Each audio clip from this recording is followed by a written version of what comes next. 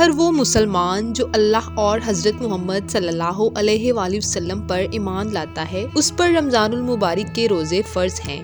روزہ ایک ایسی عبادت ہے جس میں انسان سارا دن نہ صرف بھوک پیاس برداشت کرتا ہے بلکہ بہت سے گناہوں سے بھی بچا رہتا ہے۔ حضرت محمد صلی اللہ علیہ وآلہ وسلم کی امت پر رمضان المبارک کے روزے فرض ہیں، جبکہ روایات میں ملتا ہے کہ اس سے پہلے آنے والی امتوں پر بھی روزے فرض کیے گئے تھے۔ مثلاً صحیفہ ادریس میں حضرت ادریس علیہ السلام خود کو ناپاکی اور پلیدگی سے دور رکھنے کے لیے اللہ کے لیے روزہ رکھا کرتے تھے۔ توریت میں درج ہے کہ حضرت موسیٰ علیہ السلام نے کوہ طور کے نیچے 40 دن کا روزہ رکھا۔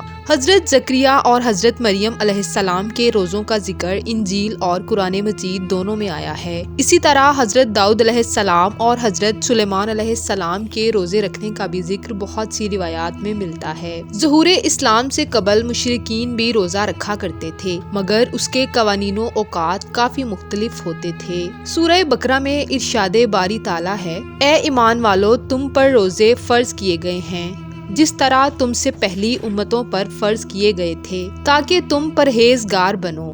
روزہ اسلام سے قبل مصریوں، یونانیوں، رومیوں اور ہندوؤں میں بھی موجود تھا۔ روایتوں میں ملتا ہے کہ حضرت علی علیہ السلام امیر المومنین مولا کائنات سے آپ کے حواریوں نے پوچھا کہ اس دنیا میں سب سے پہلے روزہ کس نے رکھا تھا، لہٰذا باب العلم حضرت علی علیہ السلام نے ارشاد فرمایا، اس زمین پر سب سے پہلا روزہ حضرت آدم علیہ السلام نے رکھا تھا۔ حضرت آدم علیہ السلام پر ہر مہینے کے ایام بیض یعنی 13، 14 اور 15 تاریخ کے روزے فرض تھے۔ یہ سلسلہ بعد کے انبیاء میں بھی یوں ہی چلتا رہا۔